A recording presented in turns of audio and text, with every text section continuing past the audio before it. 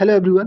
TGT की cut up पर हमने काफ़ी डिस्कशन किए हैं ऑलरेडी। ओके, मेडिकल की भी और नॉन मेडिकल की भी। अब देखिए, बात अभी कैंडिडेट आपस में देखो, आपको आपस में इसमें उलझने की कोई बात नहीं है, ठीक है। आपस में आप मत उलझो कि मेरी शिफ्ट टफ थी और आपकी शिफ्ट आसान थी। देखो, इस बार जो है आप सभी को पता है, कोई भी देखो, आपने अपने शिफ्ट की पेपर दी है, मेडिकल में आपके 9 शिफ्ट हुए हैं। ओके, और हर शिफ्ट वाले कैंडिडेट को क्वेश्चन थोड़े अटपटे मिले ही हैं, ठीक है। क्वेश्चन की लेवल टफ लगभग हर शिफ्ट में थी, ठीक है। अभी आप देखो, इसमें अभी मेन आपकी क्वेरी क्या है? मेन क्वेरी है कि नॉर्मलाइजेशन में मेरे शिफ्ट के मार्क्स अधिक बढ़ेंगे या किसी और के शिफ्ट के मार्क्स अधिक बढ़ेंगे। तो देखो, इसमें सिंपल सी बात क्या है कि आपके शिफ्ट के मार्क्स, हो सकता है कि आपके कैंडिडेट जो 100 कैंडिडेट आपके शिफ्ट में है, वो कैंडिडेट उन्होंने बहुत बेहतरीन प्रैक्टिस कर ली है, काफ़ी ज़्यादा उन्होंने दिन रात लगा दिया था, जिसके कारण वो आप इस शिफ्ट में ही वो बढ़िया स्कोर कर रहे हैं।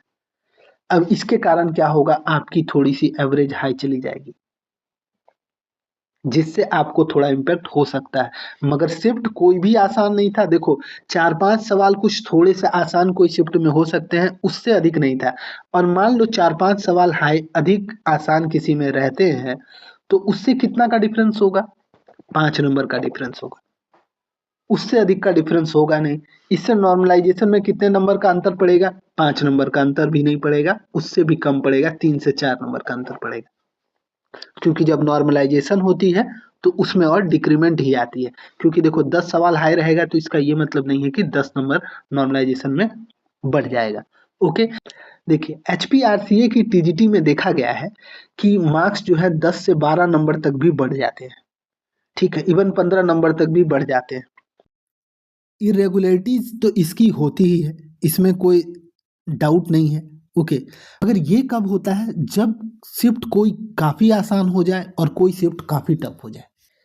कोई शिफ्ट देखो काफ़ी आसान हो जाता है, एक शिफ्ट जो है वो काफ़ी इजी हो गया, और दूसरा शिफ्ट जो है वो काफ़ी टफ हो गया। तो देखिए, ऐसी कंडीशन में इतनी इरेगुलरिटीज आती है मार्क्स की। मगर यहाँ देखा गया है कि शिफ्ट 1 टू शिफ्ट 9 की मैं बात करूं, सारे शिफ्ट जो है वो 2 से 3 क्वेश्चंस के ही डिफरेंस होंगे, जिसमें कि इजी शिफ्ट हो गया और कोई शिफ्ट टफ हो गया।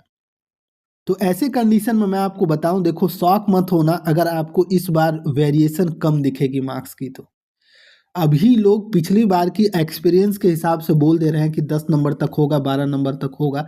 मगर अगर अगर कैंडिडेट्स ने बहुत अधिक, कुछ कैंडिडेट्स ने स्कोर नहीं कर लिया है, तो फिर आपको उतने डिफरेंसेस मार्क्स के नहीं देखने को मिलेंगे। और ऐसी कंडीशन में मैं आपको अभी ही बता दे रहा हूं, 70 नंबर से आपके कट ऑफ जो है वो कम होंगे। ओके, 70 मार्क्स से कट ऑफ कम होंगे, 100% कम होंगे। इस बात को आप ध्यान रखना।